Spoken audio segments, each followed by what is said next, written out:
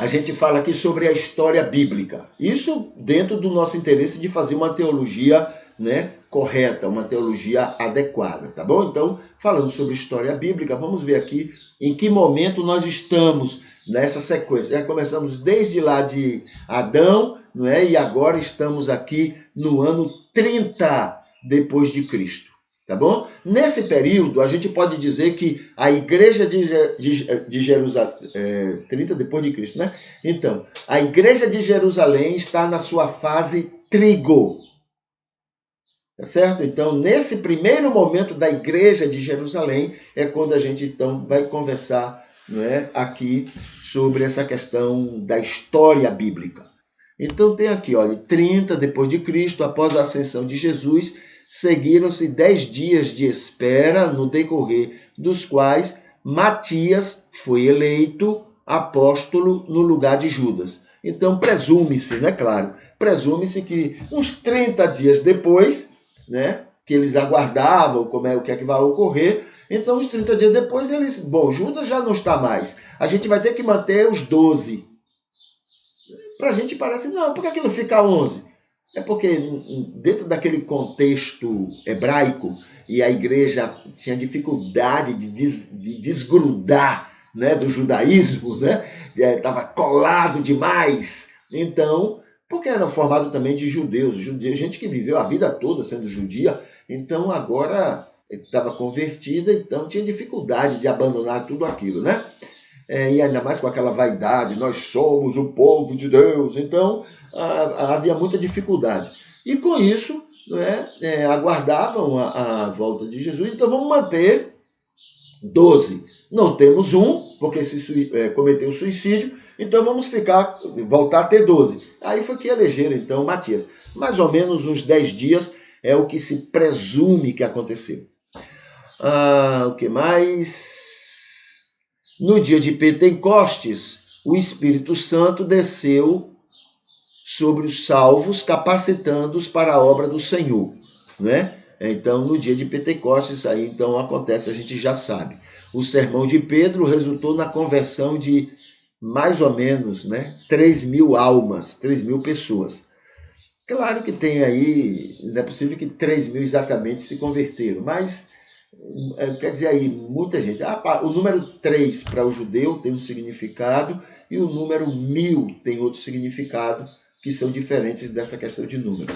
3 tem a ideia de uma verdade espiritual. E o 1.000 tem a ideia de muita gente.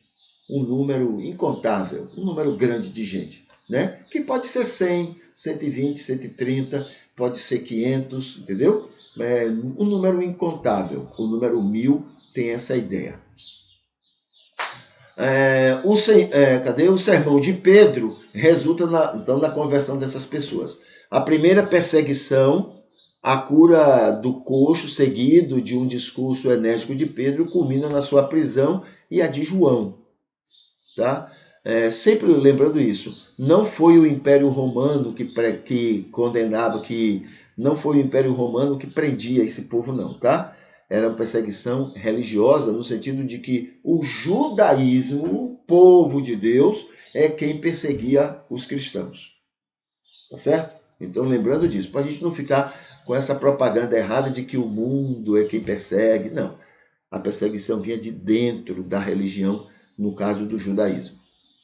O que mais que pode chamar a atenção aqui? Chega a perseguição e os apóstolos são encarcerados, tudo atendendo, né? Roma até podia prender, mas era atendendo ao sinédrio. O sinédrio eram religiosos do judaísmo que governavam o povo naquela época.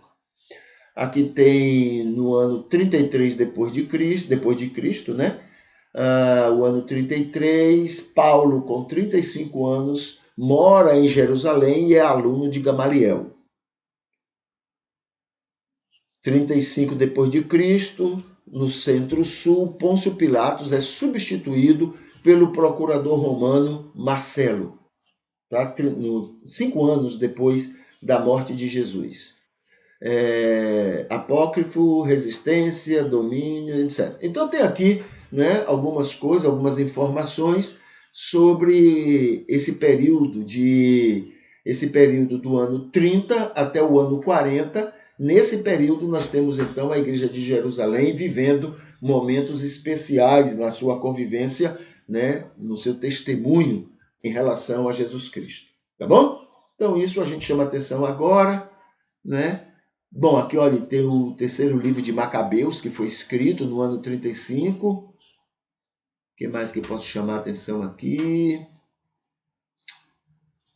Basicamente isso aqui. No ano 38, Paulo, com 40 anos, mora em Jerusalém e é um dos principais do Sinédrio, né? Ele agora, quer dizer, ele já estava morando em Jerusalém, aluno de Gamaliel, agora pelo seu trabalho, sua atuação, ele está, né, sendo parte do Sinédrio. É quando ele vai começar aquelas perseguições, né, aos cristãos, tá bom? As perseguições para matando o cristão, prendendo e etc. Tudo em nome de Deus, né? O Deus Jeová, o Deus vingativo, o Deus do ódio, o Deus da raiva, o Deus que matava, mandava matar e assim por diante, tá? É a ideia, o Jeová, na verdade, é a ideia que o judeu tinha, e muitos ainda têm, né, a respeito de Deus. Tá bom? Muito bem.